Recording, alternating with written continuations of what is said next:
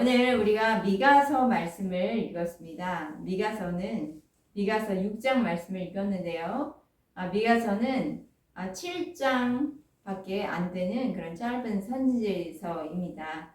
그래서 또 이 미가서가 이사야와 당대에 함께 활동을 했기 때문에 이사야서의 66권 이사야서에 비하면 7권의 미가서는 짧은 분량이기 때문에 이사야서에 의해서 가려질 수가 있어요.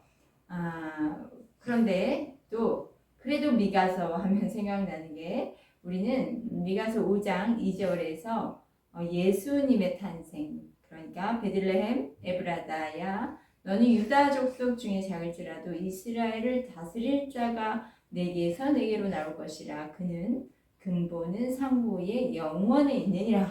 그래서 예수 그리스도의 탄생을 이 미가서에서 예언하셨던 그런 말씀이기 때문에 우리는 이 말씀으로 미가서 하면 이 말씀이 금방 떠오르곤 했죠. 오늘 우리가 읽은 미가서를 기록한 사람이 누구예요? 미가 선지자입니다. 이스라엘은요, 솔로몬 이후에 북이스라엘과 남유다로 갈라졌습니다. 그런데 미가는 이사야와 당대의 남쪽에서 남유다에서 선지자로 활동을 했어요. 이사야는 그럴 수밖에 없는 게 이사야가 활동하던 시대에 왕들은 요담, 아스, 히스기야. 그런데 히스기야 왕 때 그때가 북이스라엘이 망했기 때문에 이제 남유다에서 계속 활동하고 있었던 선지자였죠. 이사야, 당대에 함께 활동했던 이사야는 왕국 출입 선지자였어요. 그러니까 그가 상대로 해서 예언을 했던 그 사람들은 왕족들이었고, 반면에 우리 미가는 일반 백성들을 대상으로 말씀을 대언했어요. 그렇기 때문에 다소 그의 대언의 표현들은 좀 거친 면이 있습니다. 미가는 유다 말기의 선지자들이 동일하게 다 외쳤던 그런 메시지가 담겨 있어요. 심판하시나 구원하신다. 그러니까 심판하신다. 너희 그렇게 살면 다 망해. 그런 메시지를 전했습니다. 자, 이 북이스라엘의 멸망을 본 미가도 남방 유다 지금 그가 터전이었던 남방 유다도 북이스라엘의 타락과 우상숭배 그것과 좀 별반 없는 그것이 있다는 걸 알기 때문에 우리나라 이 남유다도 어떻게 될까? 그런 경각심을 가지고 있었을 것입니다. 그래서 미가서는 북이스라엘의 수도인 사마리아와 그리고 남유다의 수도 예루살렘이 앞으로 어떻게 될지를 전반적으로 보여주는 말씀입니다. 네, 그러면 오늘 본문을 들어가서요. 6장 1절 말씀 읽어주시겠습니다. 시작. 너희는 여호와의 말씀을 들을지어다. 너는 일어나서 산을 향하여 변론하여 작은 산들이 내 목소리를 듣게 하라 하셨나니. 네, 너희는 여호와의 말씀을 들을지어다 라고 하신 것은 이스라엘 백성에게 매우 중요한 메시지를 지금 들려주시기 때문에 자, 귀를 쫑긋하고 보세요. 하나님의 말씀을 이제 들으세요 라고 집중시키는 것입니다. 하나님은 그 하나님의 목소리를 지금 미가 선지자를 통해서 들려주기 원하시는데 그 소리가 무엇이냐면 하나님은 미가가 하나님 대신 변론을 하겠다는 거예요. 변론. 그 변론 소리를 이제 누구에게? 이제 보면 산을 향하여 변론하라. 또 작은 산들이 네 목소리를 듣게 하라. 아니요. 그러면 산이요? 또 작은 산들은 언덕이요? 아니 그 산들이 무슨 목소리를 들어요? 그게 무슨 말이에요? 할 수 있죠. 산에 귀가 있나요? 산을 향해서 변론한 소리를 듣게 하라고요? 자, 이게 무슨 뜻일까요? 이거는 의인화라는 단어 아시죠? 그래서 이스라엘을 산을 이스라엘로 의인화해서 표현한 것이에요. 산은 이스라엘입니다. 미가는 이스라엘 지금 대상으로 해서 변론의 세례를 모든 이스라엘 사람들에게 다 내라고 하나님께서 말씀하시는 것입니다. 2절 말씀 읽어주세요. 너희 산들과 땅의 견고한 지대들이 너희는 여호와의 변론을 들으라. 여호와께서 자기 백성과 변론하시며 이스라엘과 변론하실 것이라. 네, 2절 말씀에도 산들과 땅의 견고한 지대들아 하나님의 변론을 들으라. 이렇게 말했는데 산과 견고한 지대들도 지금 들어야 돼요. 그리고 또 그 변론을 듣고 듣는다. 이것도 산들과 땅의 견고한 지대들이 도대체 뭐길래? 라는 의문을 남길 수 있는데 이 산들과 땅의 견고한 지대들은요. 그 이스라엘의 온 역사가 흘러가는 그 가운데에 함께 해온 자연물들이지 않습니까?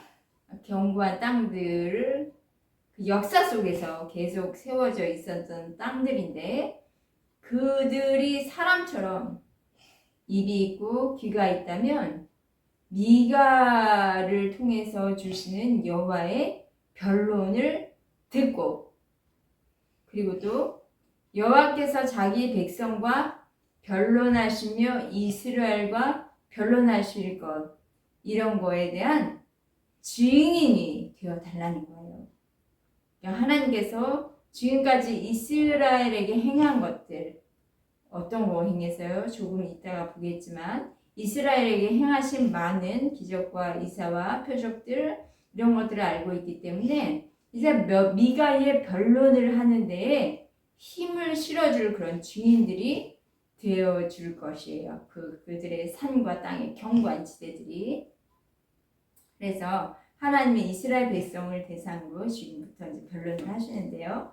2절 보시면 변론이라는 단어를 몇 번 사용했습니까?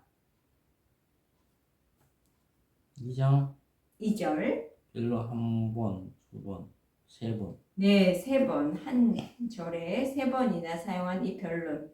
변론이란 말 생각해 보시면 이것은 소송에서 어떤 소송이 있을 때 사리를 밝혀서 옳고 그름을 좀 따져보고 고발하자. 이런 거예요. 그러니까 하나님은 지금 그의 백성들과 소송하면서 다투면서라도 따지고 싶다는 것이죠. 당신들 뭘 좀 제대로 안 하고 말은 바로 해야지. 뭐 이런 투의 이야기예요. 그러면 하나님은 지금 그의 백성과 무엇에 대해서 그렇게 따져보려고 하실까요? 하나님이 뭔가 답답한 것이 있으신 것 같아요. 그래서 따져서라도 자기 백성과 소통하면서 그 생각을 바꾸기를 원하신 것입니다. 3절 말씀 한번 읽어볼까요? 이르시기를 내 백성아 내가 무엇을 내게 행하였으며 무슨 일로 너를 괴롭게 하였느냐 너는 내게 증언하라. 네, 너는 내게 증언하라. 아까 이야기한 것처럼 산들과 견고한 지대들아 너희들이 나의 변론에 이렇게 나의 변론을 들으면서 함께 힘을 실어줄 증인이 되어 달라. 그렇게 증언하라 하는 것입니다. 그러면 내가 내게 내 백성아 내가 무엇을 너에게 행했는가? 무슨 일로 너를 그렇게 괴롭게 했단 말인가? 지금 이것을 먼저 물으셨어요. 그런데 너는 또 나에게 증언하라. 그러니까 먼저 하나님이 백성들을 고발 지금 막 하시려고 하시는데 먼저 그들에게 좀 생각할 기회를 주는 거죠. 그냥 막 따져 들지 않으시고 이렇게 도대체 우리 좀 생각 좀 해보자. 무슨 일이 지금 있었던 것인가에 대해서. 그러니까 주님의 백성들은 주님께 바라는 것이 있었던 거예요. 그런데 자기가 원하는 대로 되지 않았던 것 같아요. 그러면서 생각한 것이 하나님은 나를 이렇게 괴롭게 하시는가? 하나님은 이 괴롭게 하시다라는 말을 원어로 찾아봤더니 짐을 지어줬다. 그러니까 하나님은 우리에게 지금 짐을 지어주시는 분이다 라는 생각을 하고 있었습니다. 그러면서 불평하는 것이죠. 아마도 그들의 이렇게 이야기하는 사고의 안에는 아마도 주를 위해서 자기가 지금 뭐 대단한 것을 하고 있다고 생각을 한 것 같습니다. 하나님은 이제 그 자신의 백성과 다투어서라도 무엇이 옳은지 무엇이 아닌지를 따지십니다. 왜 이렇게 하시는가? 그들이 가지고 있는 하나님에 대한 자기 어떤 관념이기 때문에 그것을 깨기 위해서 그렇게 하시는 거예요. 과연 이스라엘 백성들에게 하나님이 짐을 지우셨는가? 하나님에게 불순종하게 할 정도로, 그러니까 지금 이들은 하나님의 말을 듣고 싶지 않고 불평하는 소리를 계속 내게 되는데, 이 하나님에게 불순종하게 할 정도로 하나님이 너에게 큰 짐을 지어서 너를 고통하게 한 적이 있는가? 너 이스라엘이 하나님을 위해서 뭔가 지금 인내하고 있다고 하는데, 그래서 나는 이제 이 인내 한계에 이르렀다. 한계에 이르렀어요. 난 더 이상 어떻게 할 수 없어요. 라고 하는데, 너에게 그만한 내가 고통을 주었는가? 그렇게 항변하시고, 그리고 입이 툭 튀어나온 이스라엘 백성들과 지금 변론을 하십니다. 한번 들어보겠습니다. 4절입니다.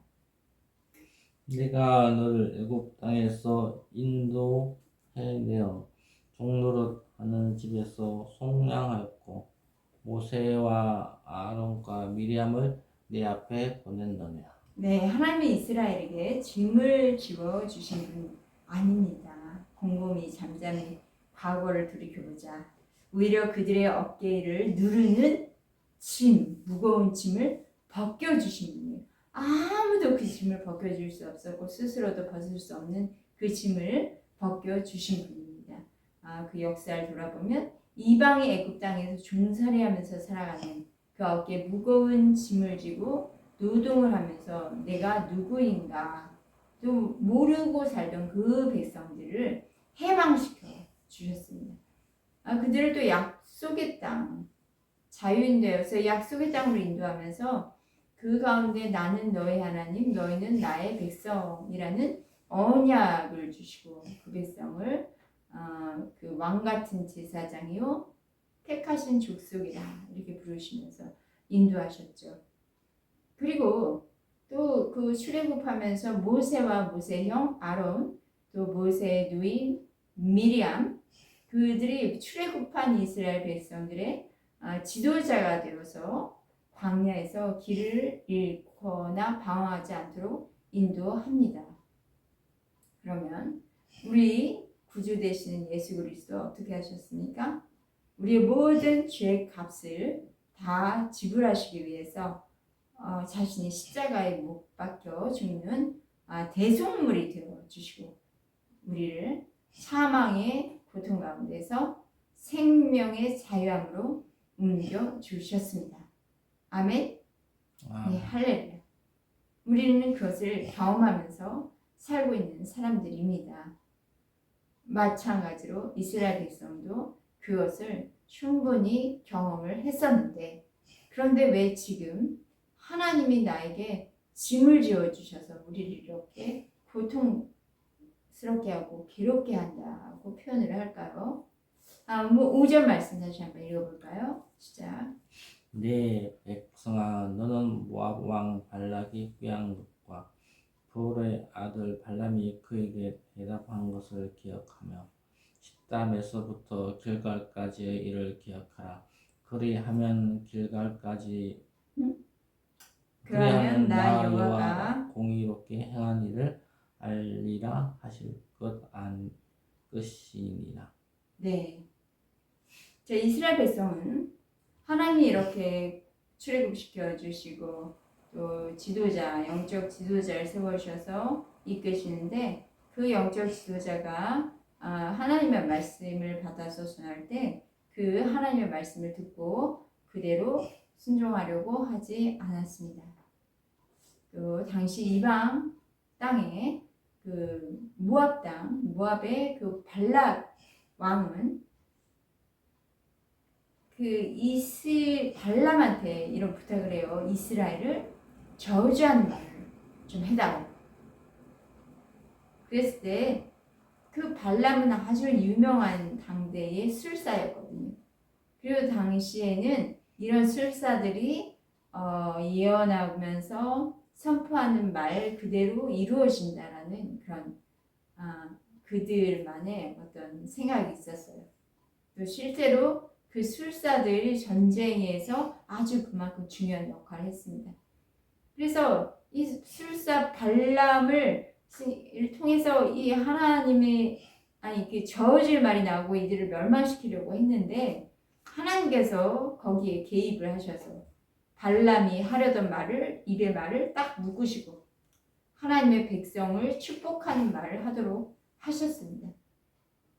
이스라엘은 그렇게 이스라엘을 속량하시고 인도하여 가신 하나님의 뜻, 하나님의 그 마음을 알아야 했던 것이죠. 자, 우리를 한번 돌아볼까요? 우리를 인도하시는 하나님과 지속적인 관계를 맺기 원하시고 또 그 하나님은 우리에게 지금 나에게 주고자 하시는 것이 무엇인지를 알아야 합니다. 우리가 여기서 이렇게 예배를 드리지 않습니까? 우리가 예배를 드리기 위함이 예배드림이 시간 내야 되죠.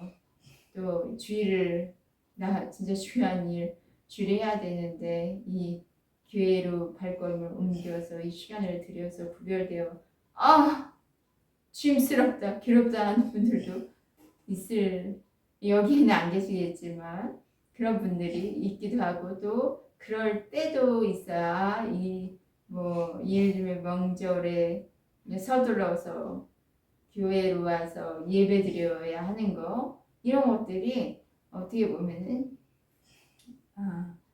편하지 않은 나에게는 편하지 않고 내게 좀 짐이 되는 그런 것들이라고 생각할 수 있는데 우리가 이게 단순하게 예배를 드리고 하나님께 헌신하는 이유가 무엇입니까?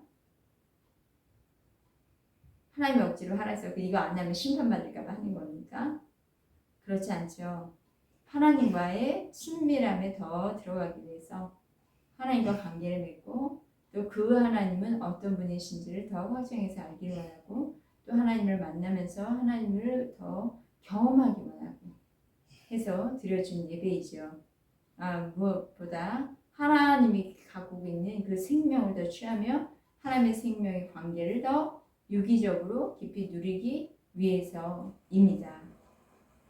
자, 계속 말씀을 보면 시딤에서부터 길갈까지를 기억하라 그렇게 말씀하시는데 시딤에서 길갈까지의 사건이 무엇이 있었냐면 시딤에서 길갈까지 오기까지의 사건은요 미디안이 패배하는 사건 그리고 요단 강을 이제 건너게 돼요. 그러면서 가나안 땅을 밟게 되는데 첫 번째 가나안 땅의 관문 건너야 할 관문이 여리고 성이었습니다. 근데 이 여리고 성도 무너뜨려지는 것을 경험하게 됩니다. 미디안은 요단 동쪽 편에 있는 모압 땅에 이르기까지 이스라엘을 하여금 자기 백성 그 이스라엘 백성들이 여인들과 음행을 하도록 그렇게 유혹을 했어요. 그리고 또 우상을 섬기도록 했어요. 그러니까 하나님은 음행한 이스라엘 사람들과 그 미디안에게 아주 진노를 하셨던 것이죠. 그런 사건이 있었고 또 요단강을 건너 건너는 기적, 그거 하나님께서 이미 홍해의 길을 열어주시고 기적적인 방법으로 나오지 않았습니까? 이번에 요단강을 건널 때는 여호수아가 리더가 되어서 이스라엘이 모두 다 요단강을 잘 건널 수 있었습니다. 근데 여리고 동쪽에 있는 그 길갈 지역에서 하나님께서 할례를 행하라 말씀하세요. 이스라엘 백성들 모두 다 언약의 백성이 되게 하시기 위해서 할례 받기에도 하셨습니다. 그리고 또 하나님이 그 어떻게 여리고성을 치게 하셨냐? 이 여리고성은 난공불락의 성이었거든요. 근데 이들의 칼과 이들의 힘만으로는 이 여리고성을 무너뜨리고 정복할 수가 없게 하셨어요. 그들은 믿음으로 그냥 여리고 주변을 6일 동안 돌고 7째 날에 와! 큰 함성으로 소리 지르었어요. 하나님께서 여리고성을 무너뜨리신 것을 경험하게 되고 여리고성에 들어갈 수 있었습니다. 자, 하나님은 이스라엘이 출애굽을 한 다음에 가나안 땅을 정복하는 과정에서 경험하게 하셨던 그 초자연적인 법칙, 그러니까 그냥 자연적으로 내 힘으로 우리는 전쟁하고 강을 건너고 하려면 내 힘을 막 안달해서 막 지략과 무력을 짜내가지고 막 이렇게 해야 되는데 그것이 아니라 전부 다 하나님께서 휩쓰셨거든요. 근데 그런 역사를 지금 상기하라, 다시 기억하라 말씀을 주시고, 하나님은 결코 그의 백성들을 괴롭히지 않으셨어요. 그런데 왜 이 백성들이 이렇게 우리를 괴롭힌다고 생각할까요?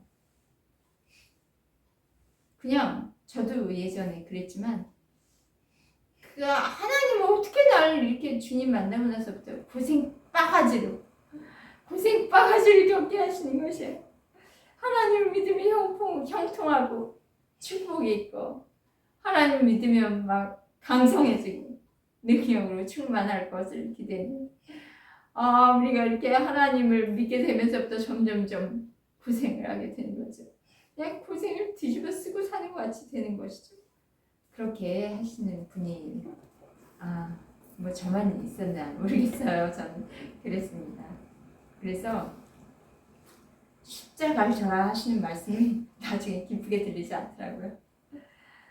그럼 십자가를 쓰는 게 그 정말 기쁨으로 자원함으로 쓰는 게 아니라 마치 그냥 애굽에서 종살이 하는 것처럼 그냥 습관적으로 그냥 어쩔 수 없이 어떤 의미도 없이 이렇게 무겁게 지고 살았던 그런 이전의 삶이 있었습니다. 이거는 이제 곰곰이 지금 돌이켜볼 때 하나님 때문에 지는 거라기보다는 나의 열심이었던 것 같아요. 어떤 종교적인 열심이죠. 그렇게 해서라도 뭔가 하나님으로부터 뭔가 보상받지 않을까 라는 미래 막연한 어떤 천국에 하나님 나라에 올라가면 하나님이 그런 곳으로 내게 상 주시지 않을까 해서 전혀 기쁨과 자원함이 없는, 물론 처음에 주님 만났을 때는 너무 정말 그 생명의 예수님으로 인해서 나의 모든 삶을 드리고자 자원해서 했지만, 나중에는 점점 하나님의 행하심에 대한 어떤 것이 기억이 흐려지면서 현재의 삶이 종교적인 열심으로 막 분투하면서 그러는데 점점 몸이 무거워지고, 그리고 하나님께는 이제 또는 사람들에게 불평하는 말들이 나왔었습니다. 자, 주님 다시 물어보십니다. 널 괴롭게 한 일이 하나님 때문이라고 너는 여기고 있는가? 너가 지금 괴로운 게 하나님 때문이니? 이렇게 물어보셔요. 주님은 우리에게 이제까지 행하셨던 일을 기억하라 그렇게 말씀하시고, 또 5절부터는 나 여호와가 공의롭게 행한 일을 알리라 그렇게 말씀하십니다. 공의롭게 행하신 일, 하나님 여호와 하나님 우리의 삶에 임하셔서 우리와 생명의 관계를 맺으시고 우리의 삶을 공의로 하나님의 뜻대로 인도하시는 그 하나님의 공의는 지금도 살아 역사하고 계십니다. 그리고 앞으로도 영원히 하나님의 공의 가운데서 우리는 살아가며 그것을 목도하게 될 것입니다. 하나님의 공의는 살아계십니다. 아멘. 6절 말씀 한번 읽어볼까요? 시작. 네가 무엇을 가지고 여호와 앞에 나아가며 보신 하나님께 경배할까? 내가 번제물로 1년 된 송아지를 가지고 그 앞에 나아갈까? 네, 남유다는 솔로몬의 아들 르호보암의 그 이제 계보를 타고 쭉 흘러가는 계열이었기 때문에요. 이 그 이방 나라 아수르와 피가 섞인 그 북이스라엘에 대해서는 이제 무시했어요. 그리고 그들에 비해서 우리는 훌륭한 민족이고, 그러니 솔로몬의 대를 이어서 솔로몬에게 뭐라고 했어? 너에게 영원한 위를 주겠다. 하나님 나라의 왕권을 이제 너희들은 이어갈 민족이 될 것이다. 라고 말씀을 하시지 않았습니까? 그 말씀으로 인해서 하나님께서는 우리를 버리지 아니하실 거야. 하나님은 우리를 특별한 민족으로 삼으셨고, 하나님의 그 선택된 선민의식이 아주 강했어요. 그러다 보니 뭘 잘해요? 제사를 잘 드려요. 보통 무상숭배하는 집안 보면 우리 조상들은 이제 어떤 뭐 자부심이 강할수록 제사 지내는 거 엄청 중요하게 생각을 하더라고요. 예, 그래서 이 백성도 하나님께 제사 드리는 거는 아주 신경을 썼습니다. 제사를 잘 드리려면 뭐가 필요해요? 음식. 네, 음식. 그러니까 재물이 중요하겠죠. 여기 하나님을 제사 드릴 때는 뭐 어떤 양을 드리는가, 얼마나 드리는가 이런 거 되게 중요하지 않겠습니까? 그래서 이들은 높으신 하나님께 경배를 잘 하려면 어떤 재물을 드려야 하나님 기쁘시게 할까? 그런 생각을 했어요. 7절 말씀 읽겠습니다. 여호와께서 천천의 숲 양이나 만만의 강물 같은 기름을 기뻐하시고 내 허물을 위하여 내 마다들을 내 영혼의 죄로 말미암아 내 몸의 열매를 들. 네, 이 백성은 지금 처음 생각한 것은 일반적인 제물을 하나님께 이렇게 드려 1년 된 송아지를 생각하다가 가만 좀 생각해 보니까 아니야, 천천의 순양을 가지고 기뻐하실 거야. 가만 또 생각해 보다 만만의 이 강물 같은 넘치는 기름을 드리면 하나님이 너무나 잘했다 이렇게 박수 쳐주시지 않을까? 그리고 또 하나, 나의 죄, 그 속죄죄를 해야 하기 때문에 나의 허물의 죄를 대신해서 내 자녀까지도 하나님께 불살라드리면 하나님이 날 용서하지 않을까?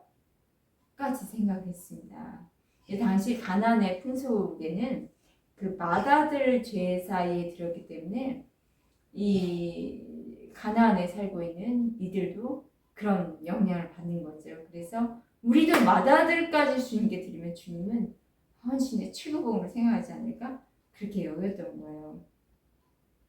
뭐 요즘 같으면 그런 거죠. 억대 헌금을 하나님 그냥 헌금으로 쫙 드리면 하나님 기뻐하시고, 헌신은 또 이제 뭐 헌금으로 이렇게 드려지는 것뿐만 아니라 나의 온 시간을 그냥 교회에 다 박혀가지고 하루 종일 기도만 하고 있어. 하나님이 나를 좀 특별하게 여기시고 기뻐하실 거야. 그러면서 자기 삶의 주변 삶은 엉망진창 어떻게 되어가는지도 저는 모르고 방치해두고 재정도 엉망진창 그냥 뭐죠? 하나님께 드린다는 것만 해서 그냥 재정은 바닥이 나고 구멍이 나 있고, 그리고 사회 관계 다 깨져, 사람과의 관계 다 깨져. 그러면서 삶의 열매를 하나님께 드릴 수 있다. 그런 거 어불 성설 아닙니까? 그러면 하나님께서 우리에게 진정 원하시는 것은 무엇일까? 한번 8절 읽어볼까요? 시작. 8절입니다. 전도사님, 8절 읽겠습니다. 8절.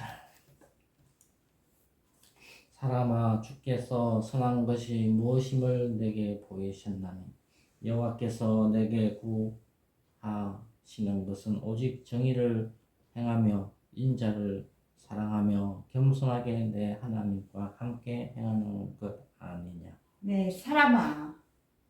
사람아라는 말 들어보셨나요? 사람아는 원어적인 표현은 아담아입니다. 아담아, 하나님의 형상과 모양대로 지음받은 모든 인류에 대한 호칭이죠. 아담아. 하나님 창조하신 모든 인류가 지금 회복되기 원하시고 그들에게 원하시는 것을 말씀하시는데 주께서 선한 것이 무엇임을 내게 보였다. 여기서 선한 것 어떤 걸까요? 선한 것은 원어로 토브예요. 토브 어디서 많이 들어보셨죠? 토브 카페도 있는데 창세기 있죠. 네, 네. 토브 좋았다. 이거는 좋았다. 네, 좋았다라 또는 행복하다, 기쁘다, 번영하다, 또 좋은 복지 이런 것을 토브. 그러니까 주께서 그 토브를 이미 너에게 보여주셨다, 경험하게 하셨다. 네, 하나님은 아담을 창조하시고부터 모든 인류에게 그 하나님의 선하신 토브가 무엇인지를 다 경험하게 하셨습니다. 그리고 하나님께서는 이제 그 백성에게, 그 토브를 경험한 백성에게 구하시는 것이 있어요. 8절에 세 가지인데요. 세 가지 다시 한번 이렇게 1번 얘기해 볼까요? 하나, 정의, 둘, 사랑, 셋. 겸손. 네. 자, 하나님은 우리 예배에 우리 손에 뭘 가지고 나오는가? 우리 부모님이 집에 올 때, 저도 우리 남편이 집에 들어올 때 손에 뭐가 있나 가끔 이렇게 볼 때가 있어요. 손에 아무것도 없으면 좀 허전하고 그럴 때. 우리 하나님 그러실까요? 하나님은 사실 재물을 얼마나 가지고 오는가? 그거가 세우시는 분 아니죠. 하나님은 모든 만물의 주인이시고 그분의 것이기 때문에 재물을 얼마나 가져오는가. 하나님을 위해서 우리는 재물을 드리는 것이 아니라 우리 자신이 하나님을 경외함으로 하나님께 재물을 드리고 그것이 나의 완전 우선순위는 당신이십니다라는 고백의 하나이기도 해요. 그러니까 하나님은 정말 우리에게 관심을 두시는 부분은 왜 재물을 가지고오는 그 재물의 양이 아니라 재물을 가지고 오는 우리 마음의 상태를 보기 원하십니다. 자, 우리 죄삼 구원은 하나님의 일방적인 은혜입니다. 그런데 이제 죄사함을 받고 난 성도들은 그 자신의 마음을 지키는 것, 그리고 또 하나님께 드려지는 그 행위들, 그런 것은 삶 가운데 마땅히 이렇게 나타내야 될 모습들이에요. 그러니까 이런 것들 없이 그냥 제물, 제사, 헌금, 헌신 이런 거는 솔직히 어떻게 보면 자기 행위에 만족하는 것에 불과해요. 정말 이게 나를 위해서, 내 만족을 위해서 하나님께 드려지는 헌신인지 하나님을 사랑해서 드려지는 헌신인지 구별하시기 바랍니다. 자, 지금 저와 여러분 모두 하나님께 드린 예배 헌신이 어떻게 드려지고 있습니까? 지금 하나님 앞에 솔직히 우리 체면이라는 게 있을까요? 사람과 사람 사이에 체면이 있지만 그래서 뭔가 이렇게 잘해 보려고 하지만 하나님과 우리 사이에는 체면은 없습니다. 그렇기 때문에 예배할 때도 영과 진리로 예배할지니라. 우리의 영이 주의 영과 하나됨을 확인하며 또 우리의 진실이 주 앞에 나아가서 담대하게 주님의 얼굴을 보고 마음과 마음이 맞대는 그런 예배가 되시기를 여러분에게도 축복을 합니다. 그럼 하나님께서 우리의 방금 세 가지 이야기한 것을 좀 더 자세히 보면 공의를 행하다. 공의는 의로운 삶이죠. 의로운 삶, 어떻게 의로운 삶을 살 수 있어요? 하나님의 뜻을 이 땅 가운데 실천할 때에 그 뜻이 이 땅 가운데 이루어지는 것을 보면서 살아가는 것이죠. 누구를 통해서요? 나를, 1번은 나를 통해서 이 땅 가운데 하나님의 뜻이 이루어지는 것을 보는 것이죠. 오늘은 주인이, 세상의 주인이 하나님이 아니라 만문, 돈, 재물이 주인 되어서 재물을 오직 위해서 재물을 불의하게 사용하기도 하고, 또 재물을 가진 사람이 마치 세상의 왕이 되어서 힘을 자랑하는 그런 시대에 살고 있지 않습니까? 그러니 사람들은 어떻게 해요? 권력과 재물은 수단과 방법을 가리지 않더라도 빡빡 긁어 모으자라는 것이 우리의 생각 속에 팽배하게 있어서, 그렇게라도 많이 받아서 하나님께 좀 드리면 되죠. 그러니까 하나님의 뜻이 이 땅에 실현되는 것은 관심이 없고, 많은 돈을 벌어서 폼나게 하나님께 좀 드려보고 싶은, 그러나 하나님이 터부의 하나님이라서 하나님이 주시는 것이 이 땅 가운데 풀어지고 나누어지는 그 기쁨을 우리는 좀 알아야겠어요. 우리가 재물을 모으는 목적이 무엇인지. 재물은 사용되어지는 도구이지 그것이 목적이 되면 안 되겠습니다. 그래서 미가서 6장 10절 이후부터는 당시 그 돈을 사랑하는 자들의 사회상에 대해서, 그러니까 돈을 목적으로 삼는 사람들의 사회상에 대해서 이야기를 하고 있습니다. 불의한 재물을, 거짓 거울추, 또 부자들의 강포, 또 거짓말, 또 이방 제사의 전통을 따름, 또 사람들은 조속거리로 만들어서 이렇게 그런 세상에서 세상을 따라가면 안 되겠죠. 우리 하나님이 주인 되시고 또 하나님의 이제까지 행하신 일들을 경험한 우리들은 세상을 따르는 자가 아니라 하나님의 뜻을 진실로 따르면서 그 뜻을 이 땅 가운데 선포하고 또 이 땅 가운데 이루어지는 것을 보는 그런 자로 나타나야 할 것입니다. 두 번째, 인자를 사랑하며 라고 했어요. 인자를 사랑한다. 어떤 사람이 예수님을 사랑한다? 아니요, 그건 아니고요. 긍휼입니다. 인자, 긍휼, 사랑. 그래서 사랑은요, 원어적으로는 헤세드, 히브리어 헤세드예요. 그러니까 하나님의 본성과 속성은 헤세드, 사랑이죠. 하나님과 그의 백성 간에 아주도 기본 원리는 사랑으로 맺어졌죠. 이 하나님은 자기 백성에게 자신의 속성 헤세드를 너와 나만 간직하자 그러셨나요? 헤세도 자비 아닌가? 네, 자비, 긍휼. 거기에 이제 사랑이 포함되는 거죠. 너와 나 둘만이 간직하자 하셨나요? 그러지 않았죠.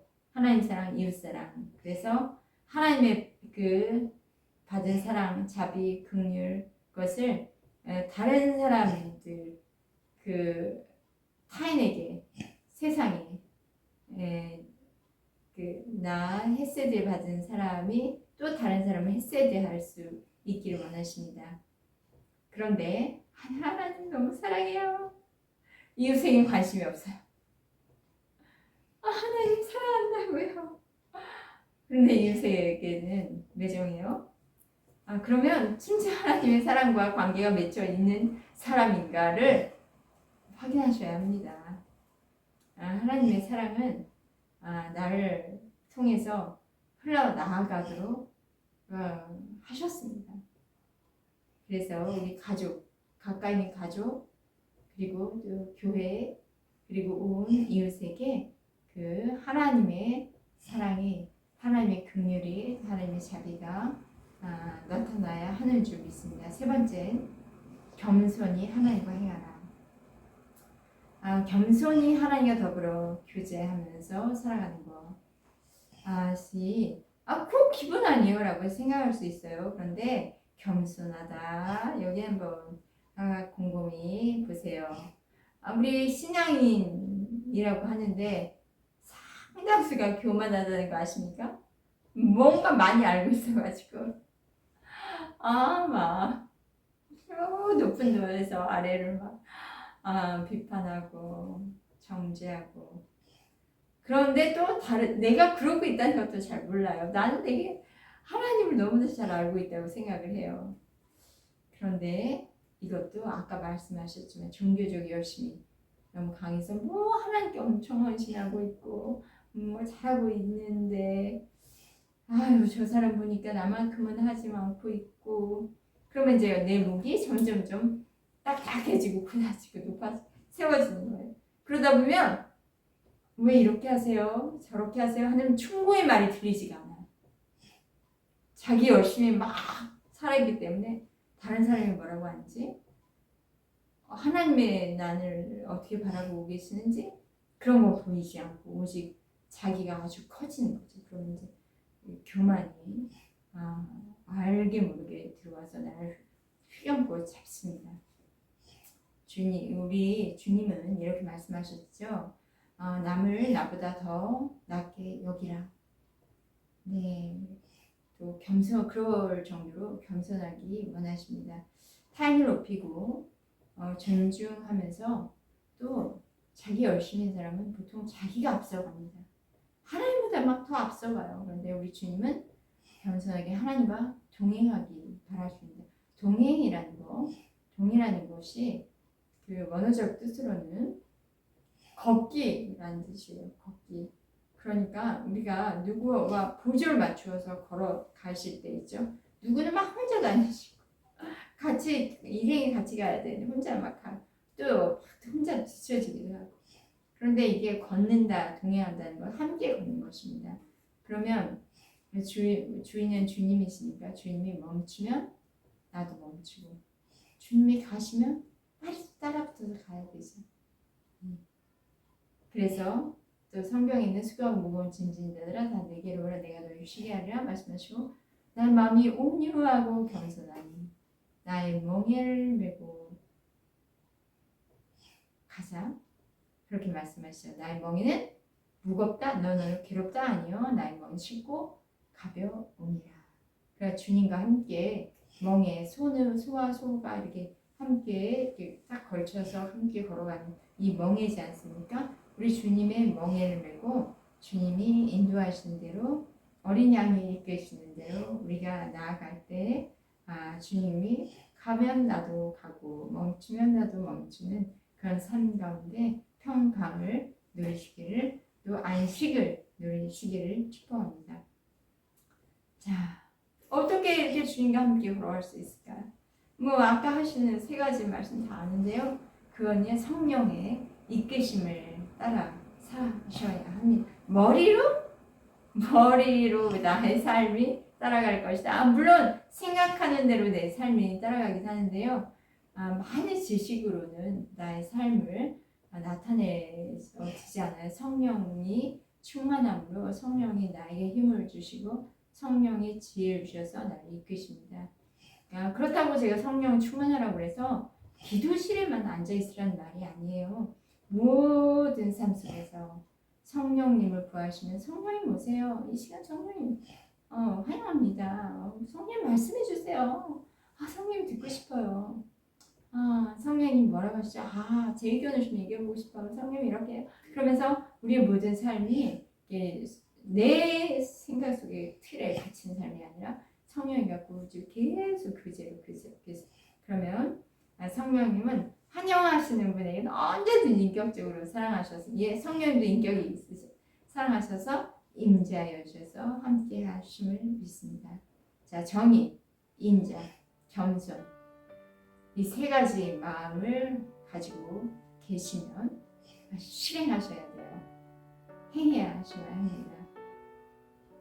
자, 사랑하는 예분교회 여러분, 예수 그리스도를 우리의 정의와 또 인자와 겸손하신 그 예수 그리스도를 우리의 나를 통해서 이 땅 가운데 나타나는 사람 되시길 바랍니다. 예수님이 하나님의 뜻을 이 땅에 이루시는 그 순종과 겸손 배우셔서 하나님을 사랑하고 또 그 사랑으로 세상을 품고 그리고 또 앞장서서 나아가실 때 우리 주변의 가족들이 에게 주의 사랑이 나타나고 내가 또 다니는 직장 또 내가 다니는 학교 또 내가 있는 그 나라에 그 하나님의 정의와 인자와 겸손이 나타나므로 우리를 통해서 나를 통해서 여기 계신 분들을 통해서 주님의 마음 또 주님의 모습이 온 세상으로 흘러가고 퍼져가는 그런 저희들 되시기를 주의 이름으로 축복합니다. 아멘.